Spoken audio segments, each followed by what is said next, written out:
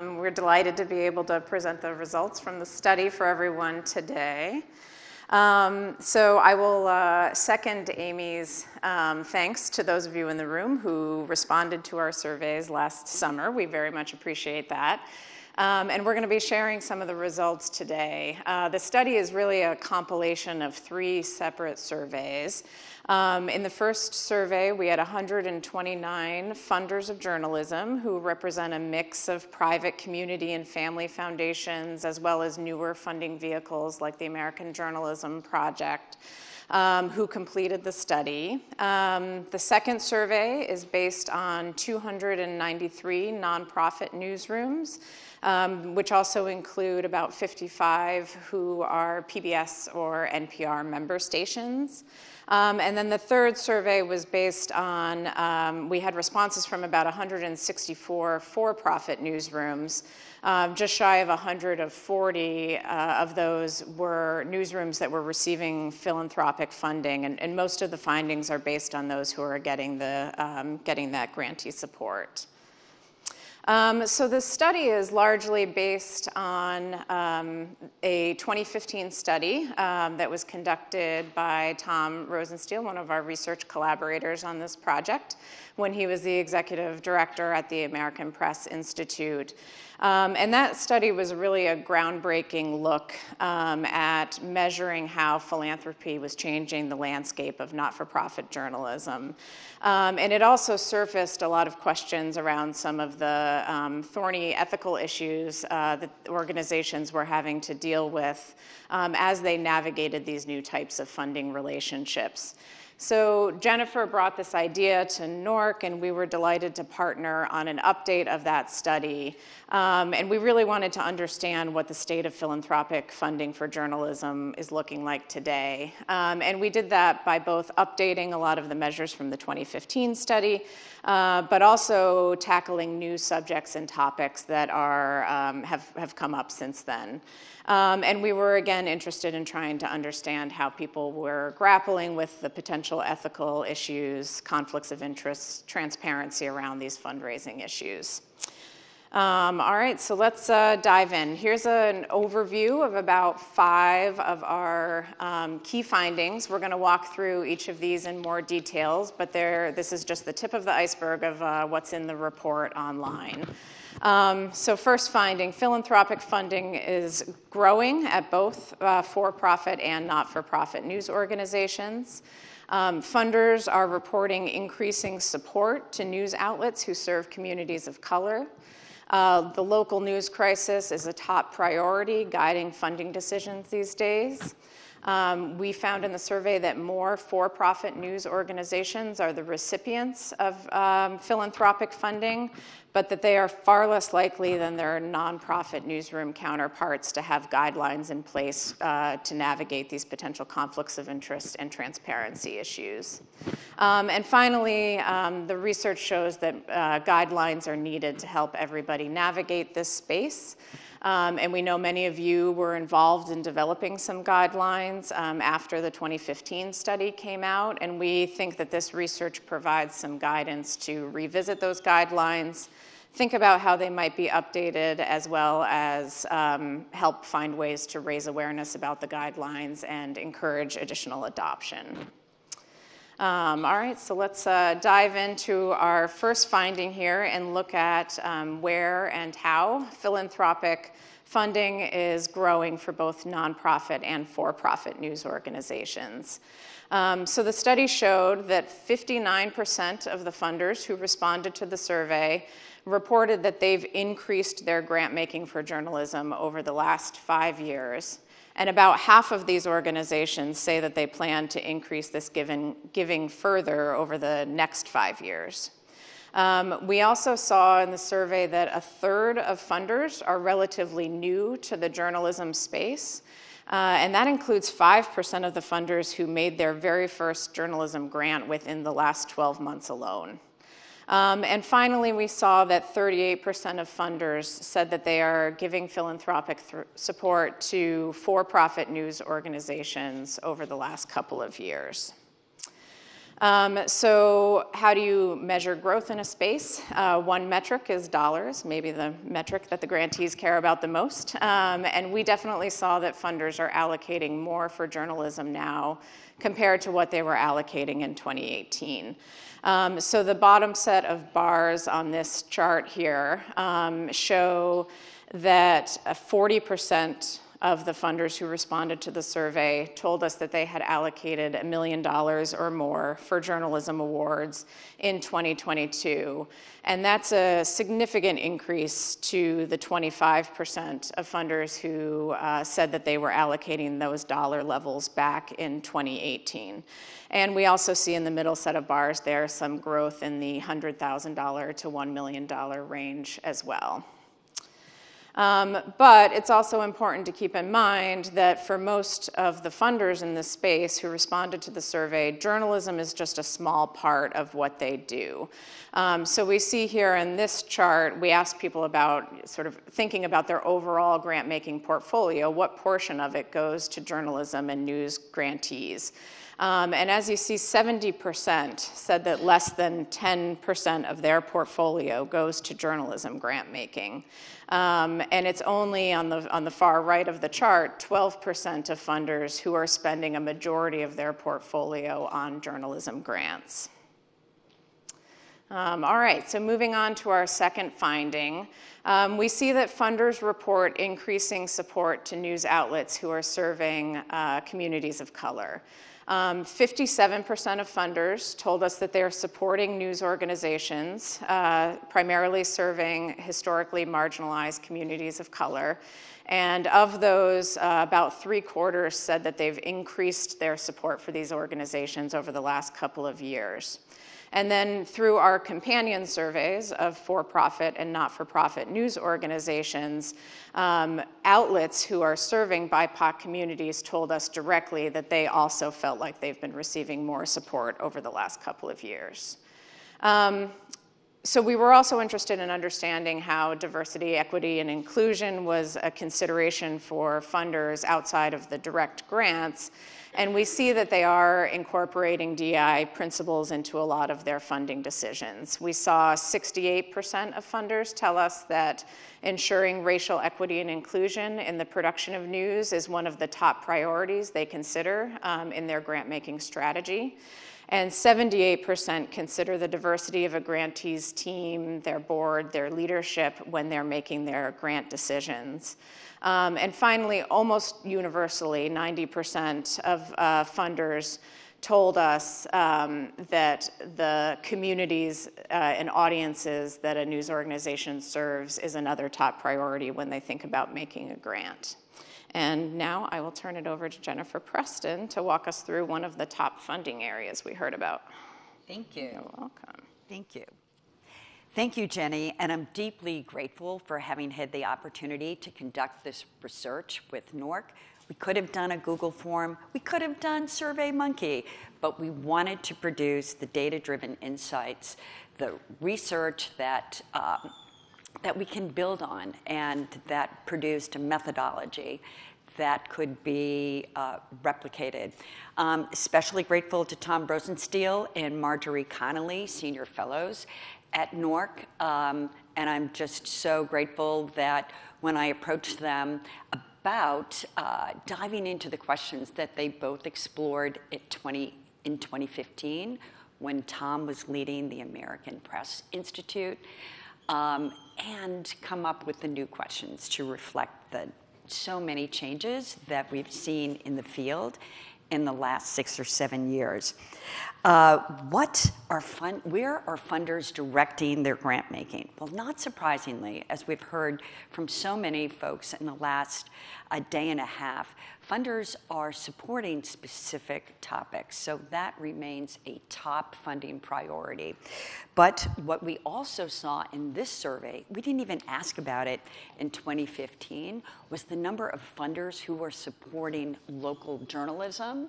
69% of funders say that they are making grants to address the local news crisis, and 71% said that they were making grants specifically in support of local journalism.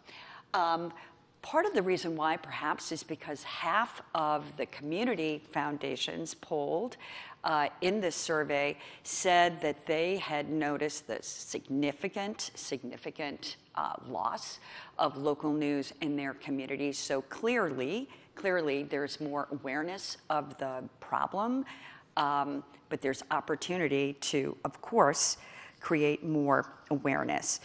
Funders also told us, and this is consistent with many of the themes that we've heard here yesterday and this morning, is 58% are supporting community engagement.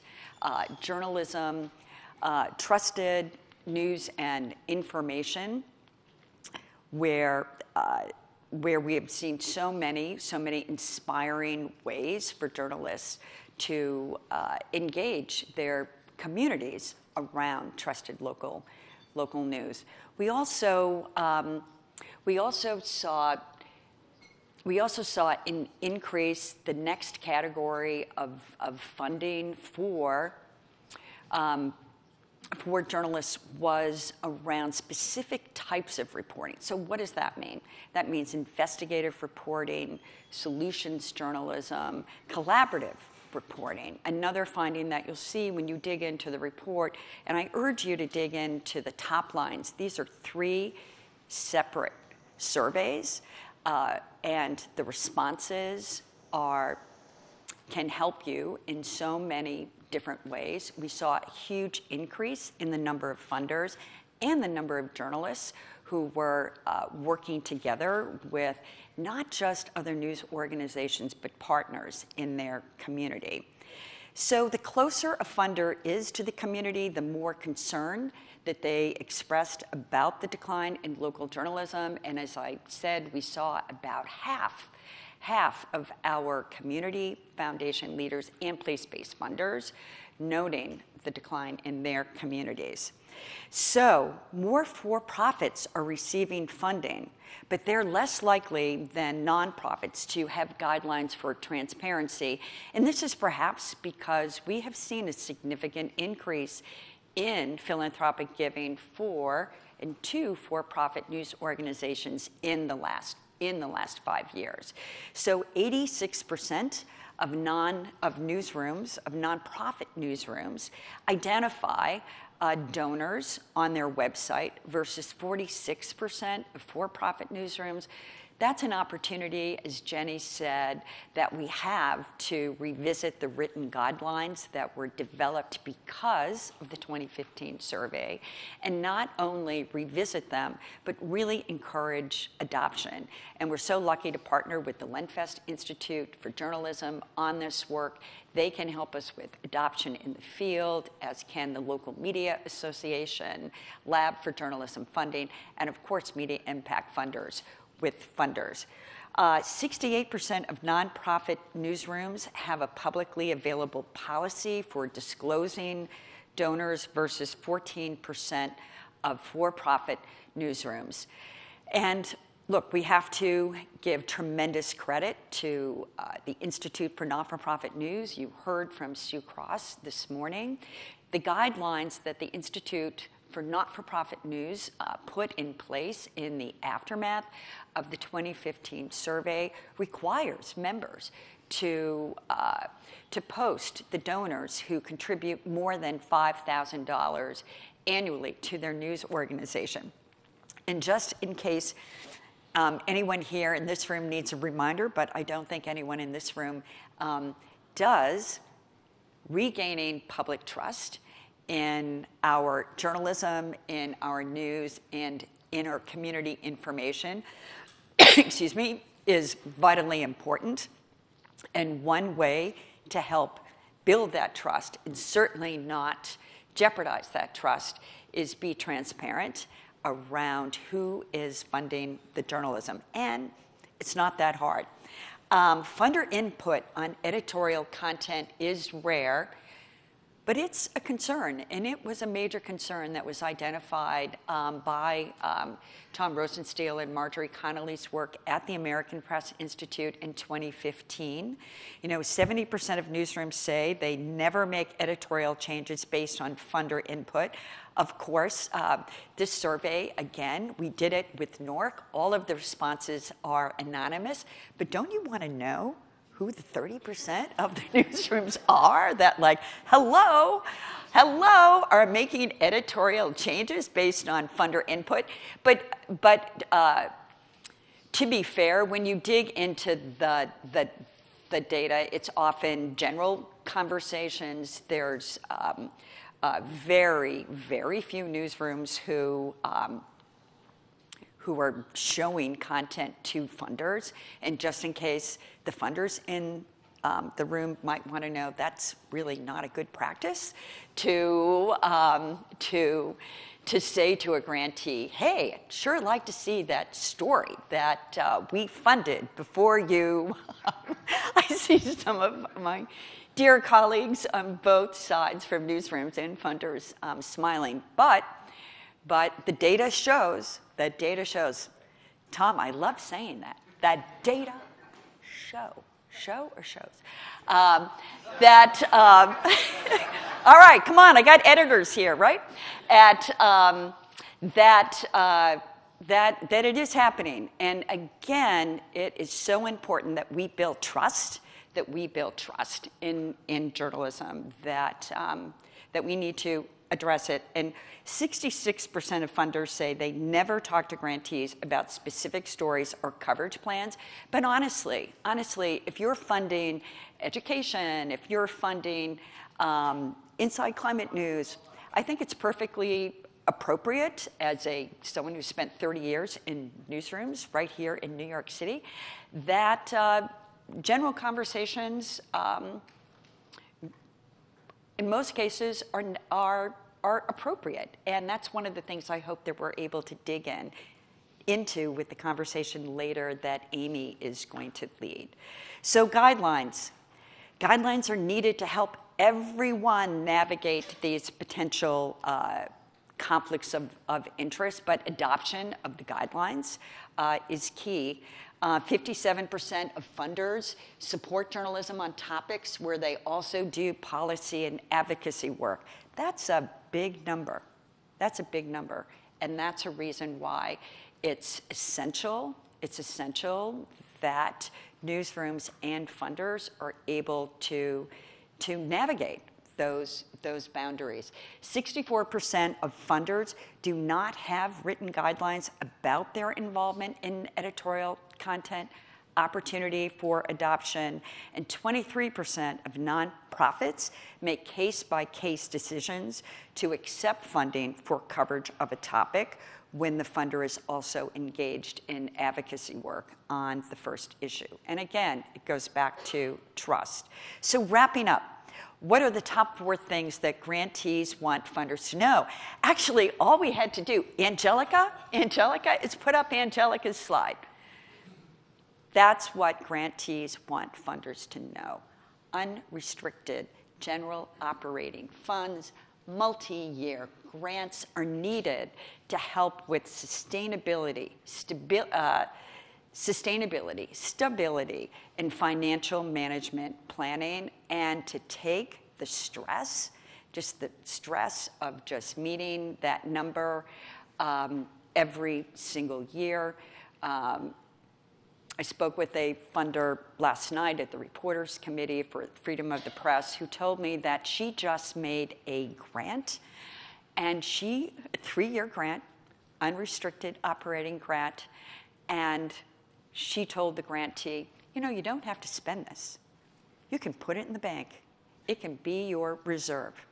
We are not going to ask you 6 months from now or a year from now what you did with it. Because if you decide that putting it in the bank to create a reserve, that's an entirely appropriate approach. funders need a deeper understanding of the role and importance of journalism, and that's where I think you're going to find lots of great nuggets in this research to help make the case to your fellow funders and for grantees to make the case to you about why trusted community, civic news and information, and robust local reporting is key. And don't forget about the smaller, hyper-local, and niche journalism sites. We had a huge response from members of the Institute for Not-for-Profit News. You heard from Sue today. The INN Index for my fellow research data nerds is an awesome piece of work, and you can find lots of really important and data there. And newsrooms need support for more than coverage. They need resources for sustainability, capacity building, fundraising, and technology. So what's next? We're going to start with that great conversation with Amy later today. We're going to look at how might we take these data-driven insights to expand the role of philanthropy, make it more effective, and make it more equitable. Thank you.